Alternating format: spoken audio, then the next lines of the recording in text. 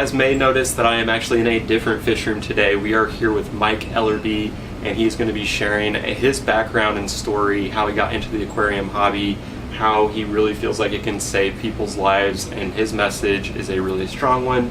Very excited to walk through this one today. And Mike, do you want to take this? Let's dive right in. We, the Cichlid Bros, flew to Washington, D.C. to film some of these awesome tanks and to hear Mike's story, which is truly awesome and, you know, really inspiring. So we just wanted to share it with all of you on the channel. But first, Mike, do you just want to give kind of a background on yourself and how you came to have so many Cichlid tanks? Yeah, so started the hobby on Black Friday last year. My wife was the one that got us into the hobby. She was the one that said, hey, you know, we'd had a 29-gallon glowfish tank that we started out with, and that tank we did nothing with. We had no filtration on it. I mean, that tank had algae in it, all these things. So we got into the hobby. My wife's like, if we keep this tank for 2 years, I want to get a 55-gallon tank. So came to Thanksgiving, a buddy of mine said, hey, I've got these convict cichlids that I'm looking to get rid of. I understand that Missy wants to get a bigger tank.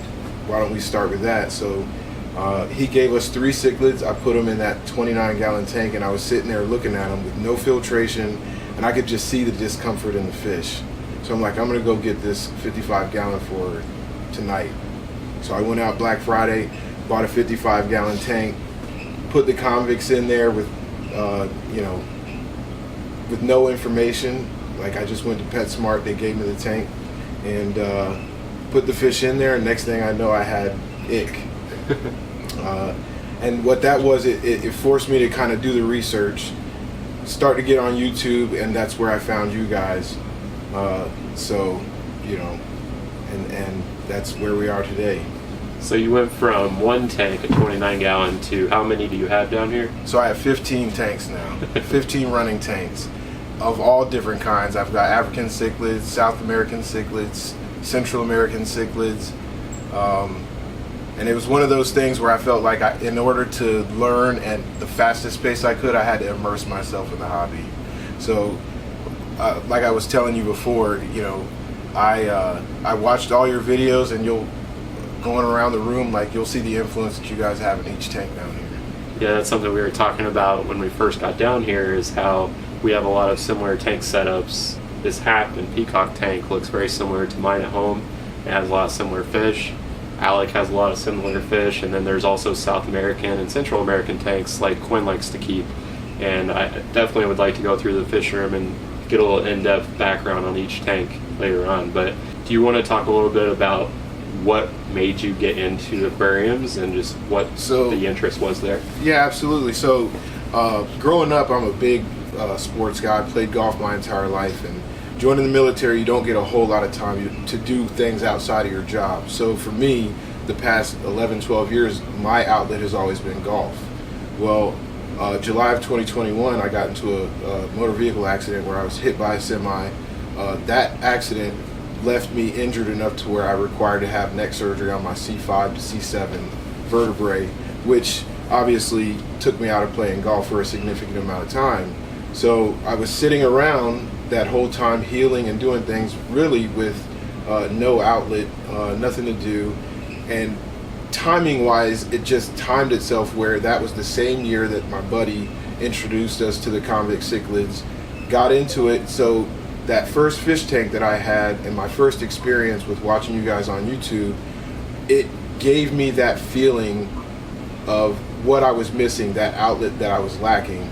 It also was something that, having, you know, been deployed several times, having the issues that come with being deployed, some of the combat stress, some of the PTSD, some of the other issues that come along with that, what I noticed initially was, man, this does a lot for my mental.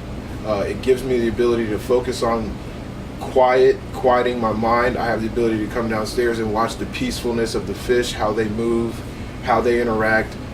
So it was something that immediately grabbed me, and just part of the reason why I immediately suffered from multiple tank syndrome. There were several reasons, but I mean, that's some of the biggest ones is what it did for my mental, and then just the thirst for knowledge, like the thirst for wanting to understand more and more about the different species of fish, how they behave.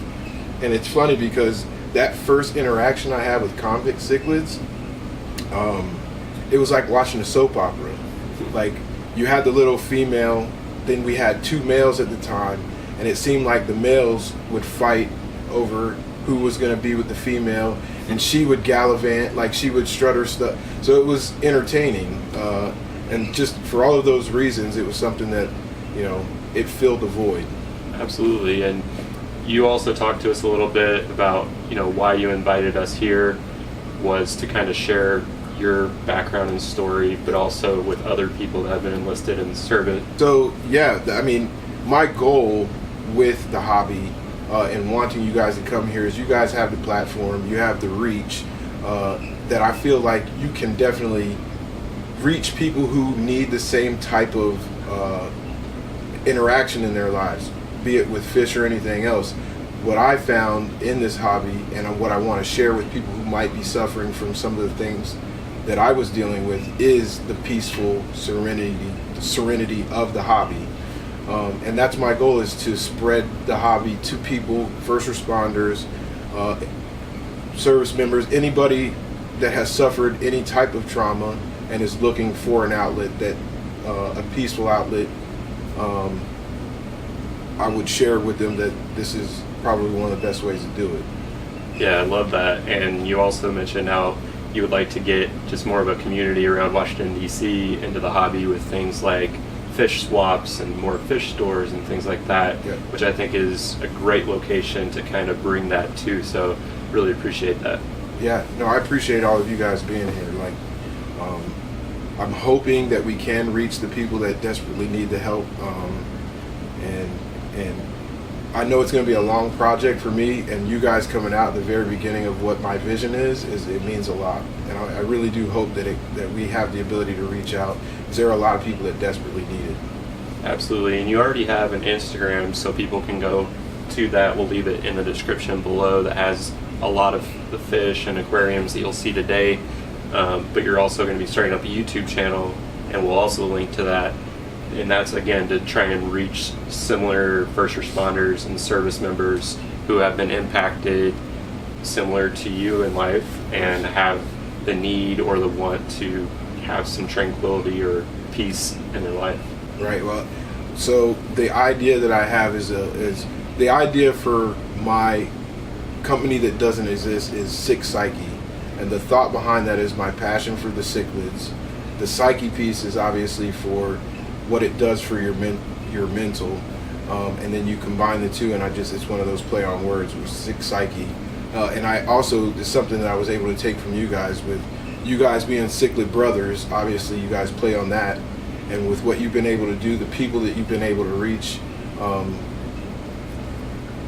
you know, I'm hoping at some point in the next few years to have that same type of influence on, you know, I'll put it this way. There are 22 service members a day that take their own lives. And of those 22, if we have the ability to reach 4 or 5 and share with them something that could significantly change how they go about health and mental health, that is everything I'm looking to do. I couldn't think of a better hobby to get into. There's so much you can learn and occupy your time with, and like you said, just sitting in front of a tank, there's something about a tank full of water that's just very calming. Right. And I think, like you said, if you could just reach a few people, it's making a massive impact in the world. And you know, you've seen it firsthand with your own fish room down here, how much it's positively impacted you. That's a big thing about the hobby that I think I love. We talked about this is a hobby that you can enjoy in the space of your own home. If you have siblings, you have children, spouses, all of those things, you can literally set your schedule to where it doesn't take time away from them. It's still something you can enjoy in your own time. You know, like I said before, I was a big time golfer. Golf is something that takes 4 to 6 hours. If you're driving anywhere, 8 hours. And that's a lot of time that you're taking away from, you know, your kids, your spouse. Which, don't get me wrong, everybody has to have an outlet, and I enjoyed golf for the entire time that I played it. But that's the nice thing about this hobby is what I've noticed, especially if you do have a spouse that supports the hobby. Like I was telling you, my wife and I, we use the hobby as a way to date. Like we'll go out to eat at Fogo de Chao. From Fogo de Chao, we'll go to a fish store, walk around the fish store. So it's something that we're able to help with the intimacy of our relationship, at the same time enjoying something together. And then we come home and it's the same. Like sit on the couch, watch a movie, you can still get lost in the fish. It's just everything about it that I enjoy. And you mentioned that you also have 6 children. I do. Are they into the hobby at all, or? So my 16-year-old has a 20-gallon tank with 1 red-tailed shark in it. My 3-year-old enjoys feeding the tanks every single day. Like he won't, it's my turn, let me do it. My wife, like I said, she has a 75-gallon in our bedroom that it's completely stocked by her. And for the most part, that's everybody that enjoys it, but everybody in the house enjoys having the fish. Everybody in the house at some point or another will walk down here, or they'll go to the military room, sit on the couch. So it's something that everybody still enjoys, even if they're not involved in like the maintenance or feeding or anything like that. That's awesome. And like we mentioned, us 3 brothers, me, Alec, and Quinn, we have a similar bond because of the hobby, because we have a shared interest, and it's a healthy, positive thing to spend your time on. And I think it goes to your message with all first responders or service members that need something like that. It's this truly positive thing, and it is a little pricey and expensive at times, but that's really the only drawback in my opinion. Well, and you know what I would say to that is, to me, any hobby, golf, hunting, fishing, aquarium, most hobbies that are worth enjoying cost a little bit of money. Very true. So, you know, I'm not paying any more money to enjoy the aquarium hobby than I did when I was playing golf. True. And it's something that I get to keep in my home when I'm done spending the money. So. And share that extra time with your family. Exactly. Yep. But yeah, your story is incredible. Obviously your tanks are incredible. But if any of you out there have a similar story, we would love to hear it in the comments. You could always reach out to us or Mike. I'll leave links to his Instagram and his future YouTube channel in the description below. We'd love to continue to share the hobby, but like you said, to also help people in need, and that's really what it's all about, and what we really appreciate about you and your message. Thanks, Troy. I appreciate it. I think that's everything. Awesome. Thanks again, Mike. Really appreciate it. And next video will be a full in-depth tour of his fish room, so keep an eye out for that. Thanks again for watching, guys, and we'll see you next time.